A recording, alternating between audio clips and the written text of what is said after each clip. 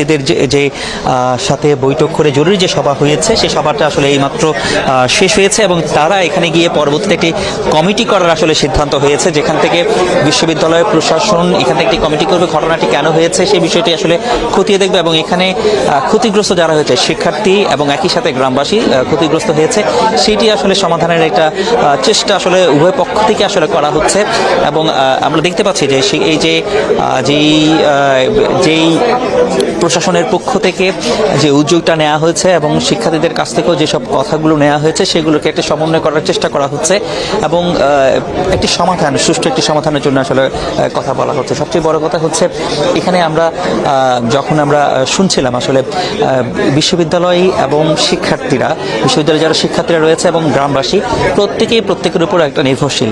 গ্রামবাসী যারা আছে তারাও কিন্তু এখানে নানা কাজে বিশ্ববিদ্যালয়ে আসেন, তাদের দৈনন্দিন কাজগুলো যেমন বিশ্ববিদ্যালয়ের সাথে সম্পৃক্ত, ঠিক একইভাবে শিক্ষার্থীদের একটি অংশ তাদের কিন্তু এই বিশ্ববিদ্যালয়তে তাদের গ্রামে আশেপাশে হয়তো যেতে হয়, তাদের উপর নির্ভরশীল। কারণ বিভিন্ন যে দোকানপাট থেকে শুরু করে স্থানীয় বাজার থেকে শুরু করে সব কিছু এবং যে কটেজে থাকা, তো সব কিছু মিলিয়ে বিশ্ববিদ্যালয় এবং গ্রামের সাথে একটা ওতপ্রোতভাবে একটা শিক্ষার্থীদের সাথে এবং গ্রামবাসীর মধ্যে একটা সুসম্পর্ক থাকার কথা।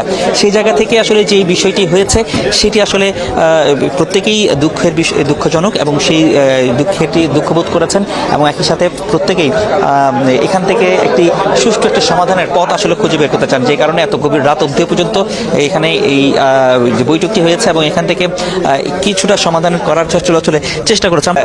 শিক্ষার্থীদের পক্ষ থেকে আপনারা এখানে বসছেন বা কথা বলেছেন, আপনাদের দাবিগুলো তুলে ধরেছেন, আপনারা আসলে কতটুকু স্যাটিসফাই বা আপনারা কি এখন কি সমাধানে যাচ্ছে একটু যদি বলতেন কতটুকু? আমাদেরকে তো আশ্বস্ত করা হয়েছে, ওনাদের কার্যক্রমের উপর আমরা বুঝতে পারবো আসলে ওনাদের কথাটুকু কতটুকু কার্যকর হচ্ছে। কি আশ্বাস দেওয়া হয়েছে? যে আমাদের সাধারণ স্টুডেন্টদের যারা বর্তমানে এখন নিরাপত্তাহীনতা আছে, হ্যাঁ, তাদের নিরাপত্তা নিশ্চিত করা হবে এবং অদূর ভবিষ্যতে যে এলাকাবাসীর সাথে বিশ্ববিদ্যালয়ের স্টুডেন্টদের এই ধরনের আর কোনো ঘটনা ঘটার আর কোনো সুযোগ নেই, এটা ওনারা নিশ্চিত করবেন।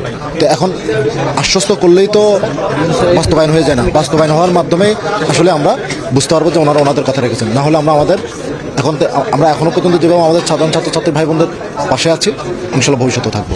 আপনাদের অনেক শিক্ষার্থী কিন্তু এখনো বাইরে রয়েছেন, যারা এখনো নিরাপদ নন বা কটেজ থেকে বের হয়ে গেছেন, এই ব্যাপারে কি সিদ্ধান্ত হয়েছে যদি একটু বলতেন? যারা কটেজ থেকে বের হয়ে গেছে এবং এখন বিশ্ববিদ্যালয় প্রশাসন বলেছেন যে স্থানীয় প্রতিনিধিদেরকে দিয়ে তাদের বাসা বাড়িতে আবার যে বিল্ডিংয়ে বা যে বাসায় বা যে কটেজে থাকে সেই কটেজে নিয়ে যাবেন এবং ওই স্থানীয় প্রতিনিধিরাই তাদের নিরাপত্তা নিশ্চিত করবেন।